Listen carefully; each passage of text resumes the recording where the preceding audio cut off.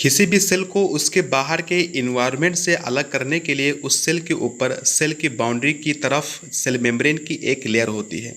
जैसे शहरों में ज़मीन की प्लाटिंग की बाउंड्री होती है जो डिफाइन करती है कि इसी बाउंड्री के अंदर किसी व्यक्ति की ज़मीन है, ठीक उसी तरह सेल की बाउंड्री का निर्धारण ये सेल मेम्ब्रेन करते हैं। देखिए, सेल की बाउंड्री जिसे सेल मेम्ब्रेन कहते हैं बहुत ही खास होती है। ये सेल मेम्ब्रेन निर्धारित करती हैं कि सेल के अंदर कौन कौन सी चीज़ें अंदर आएंगी या कौन कौन सी चीज़ें बाहर जाएंगी, और इन्हीं कारणों से सेल के अंदर किसी भी प्रकार का सिग्नल का आवागमन भी हो पाता है। ये सेल मेम्ब्रेन बने कैसे हुए होते हैं, चलिए सबसे पहले आज हम यही जान लेते हैं। देखिए, हमारा सेल मेम्ब्रेन फास्फोलिपिड की दो लेयर से मिलकर बनी हुई होती है। अगर आप इस फास्फोलिपिड के मॉलिक्यूल को ध्यान से देखोगे तो ऊपर का जो गोल सा भाग देख पा रहे हो, ये फास्फेट ग्रुप का मॉलिक्यूल होता है जो कि हाइड्रोफिलिक मॉलिक्यूल होता है, यानी कि वाटर लविंग मॉलिक्यूल होता है। ये वाटर सॉल्युबल के लिए फ्रेंडली होते हैं। और इस गोल से बाल के नीचे जो आप टेल देख पा रहे हो, ये दो टेल असल में लिपिड के मॉलिक्यूल होते हैं जो कि हाइड्रोफोबिक होते हैं, यानी वाटर सॉल्युबल बिल्कुल भी नहीं होते हैं।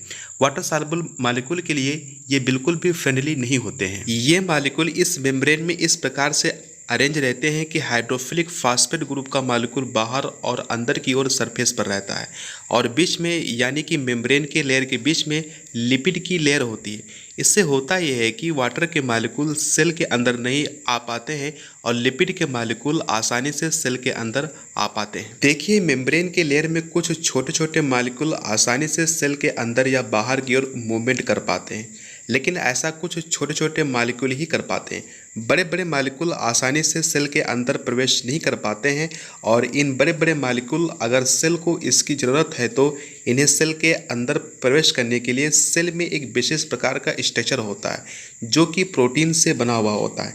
ये प्रोटीन सेल के ऊपर भी हो सकते हैं और सेल के अंदरूनी भाग पर भी हो सकते हैं, या ये प्रोटीन सेल के मेम्ब्रेन के बिल्कुल आर पार भी हो सकते हैं। किसी भी मॉलिक्यूल के आवागमन के लिए जिसकी ज़रूरत हो सेल को, ये प्रोटीन सेल के सरफेस पे रिसेप्टर की तरह हो सकते हैं या चैनल की तरह हो सकते हैं, जिनका बहुत सारा इम्पॉर्टेंट रोल है।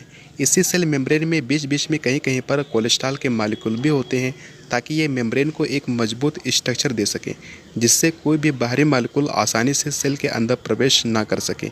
इसी मेम्ब्रेन से ही जो भी हम न्यूट्रिएंट्स लेते हैं ना, वो इसी मेम्ब्रेन से जाता है। ये बहुत इंपॉर्टेंट है। सेल मेम्ब्रेन क्या होता है, इस वीडियो के जरिए से आप एक हल्का सा अंडरस्टैंडिंग बना लीजिए। आगे हम आसान भाषा में बात करेंगे कि सेल का स्ट्रक्चर क्या होता है और ये कैसे काम करता है।